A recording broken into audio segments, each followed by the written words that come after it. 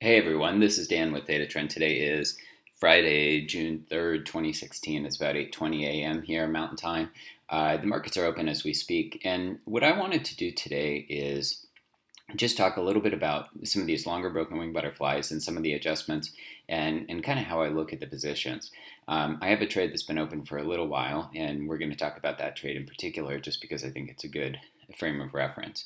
And this is a weekly chart in the S&P 500, the SPX. And for your reference, the trade that we're going to be talking about, I'll show you how to find it, is if you go to the Theta Trend site and you click on results, there's the results spreadsheet, and that contains all the orders. And if you click on this, the results in the Google spreadsheet, it'll open up a new tab. It brings you to this. Okay. Just scroll down a little bit. And down here, you're going to see this butterfly is the one that we're talking about. So it's an SPX broken wing butterfly. It was open with 85 days to expiration back here on May 5th. And so, essentially a month ago. That trade was opened for a debit of 270, and I added to the position on May 23rd with a different butterfly, and we'll talk about that as well. But you can see here the expiration is the July 29th, and right now as the position sits, I think July has about 56 days. Yeah, 56 days to go. And so we're going to be talking about this trade both in the context of the position itself and the market as well. But if you want to see the order specifics, this is where you find them, just so you know. And so let's start out with this first butterfly here. So on May 5th, I purchased this butterfly, and it was the 1950, 2010, 2016, or 2060 SPX put butterfly, and we bought that for a debit of 270. So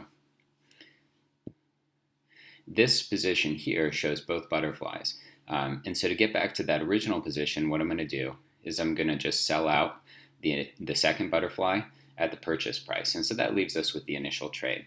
Okay. So what we're looking at right now is the risk graph as of today. And had we not done anything to the position, this is the trade that we would be in, or this is the position that we would be in. So you can see that the trade, and it was started with the market down here somewhere in the neighborhood of 2058-ish. Maybe we should hop over and look at a price chart here. So go to daily chart. So back here on May 5th is where we got involved. The market was trading, it looks like, right around 2050 or so. And then we added to the position here on 523. And again, the market's sort of in the neighborhood of 2050 just for, rough number's sake. But let's go ahead jump back over. So this is the trade. So the market, we entered this position, the market was somewhere down in here. And since that time, it's moved up here at about 2090 as of today. It was as high as 2010 at one point. It's not there right now. It's pulled back a little bit today.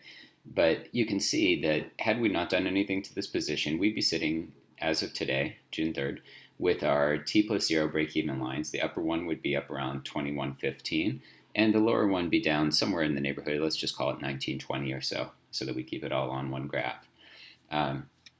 What I've done with that information is I've taken that and I've transferred that over here.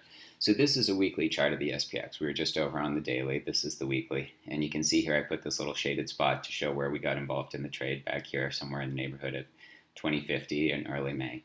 But the 1920 level is this yellow line right here, and the upper side, the 2110, 2115-ish, somewhere like that. This is the upper side. So you can see this is our range of profit from a T plus 0 line standpoint on this position, okay? And that's about, we could call it 30 days in the trade or so. We're at 56 days, and we started at 85, so approximately 30 days.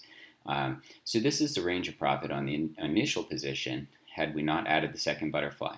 So you can see even without doing anything, it gave us a pretty wide range of profit.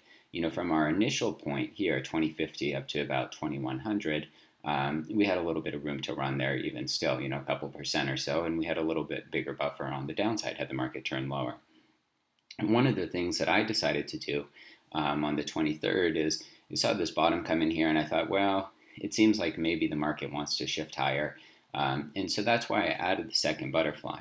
And so the second butterfly, if you remember, is slightly more unbalanced. So it's the 2050, 2010, 1955. So what this is 55 points on the downside and 40 on the upside. So it's slightly more unbalanced. And what that has the effect of doing is shifting the T plus 0 line forward in the position. So what I'm going to do now is just uncheck this order as though we had sold it out.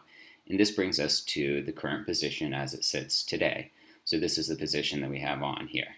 So you can see both butterflies are in there, short strikes at 2010, and they're sort of, the longs are nested within each other. So this position, the T plus 0 line that we have now, the downside comes up to about 1950 or so, and this is today. And on the upside, we have up to about 2135 or so. We could just call it 2130.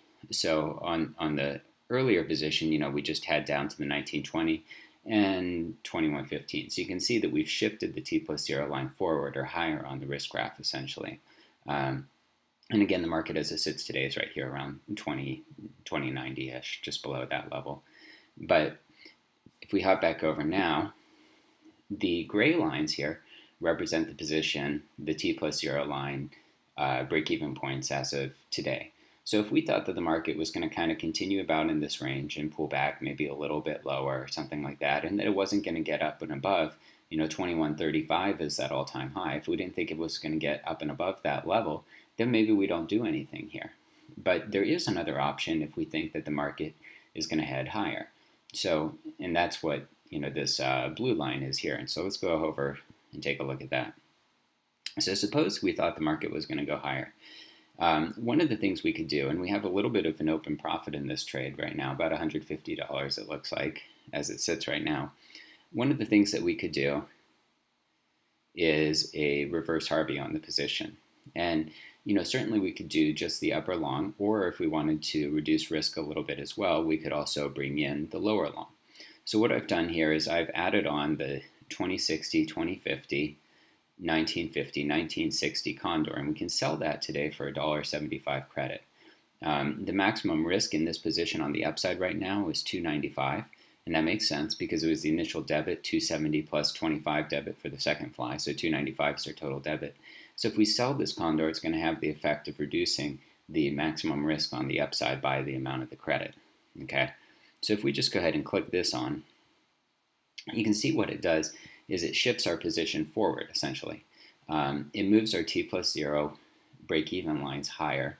The lower side comes into the neighborhood of about 1980-ish, and on the upside we go all the way up to about 2165.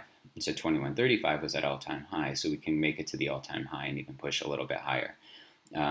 But this is an adjustment we could make that essentially it reduced risk in the position a little bit as well. We're down to 26.25 in margin on the downside from 27.95, so it has a small decrease there. But it just shifts this T plus 0 line. So if we thought that the market was not really going to pull back and hold here, we thought that this was just a pullback before it pushes higher, this might be something that we want to do just to protect the position a little bit more on the upside and give it some room to work. If we day step this forward, and maybe we should take a look at the, 1980 is the lower side today, and then on the upside, we have up here to about 2170-ish, 2170 or so. So we have quite a bit more, and this is kind of a discretionary thing. Where do we think the market's going to be over the next 3 weeks or so? Do we think it's going to be higher up into this area? Do we think it's going to be lower down into this area? Or do we think it's going to just continue to overlap in here? And so if we had a bias one way or another, we might make a decision. The more neutral decision is obviously just sort of to sit in the position that we're in right now. But this is just something to point out an adjustment that we could make if we thought the market was going to head higher. So at any rate, that's all I have for this video. I hope you enjoyed it. If you have any questions, feel free to shoot me an email, info@thetatrend.com. Thanks.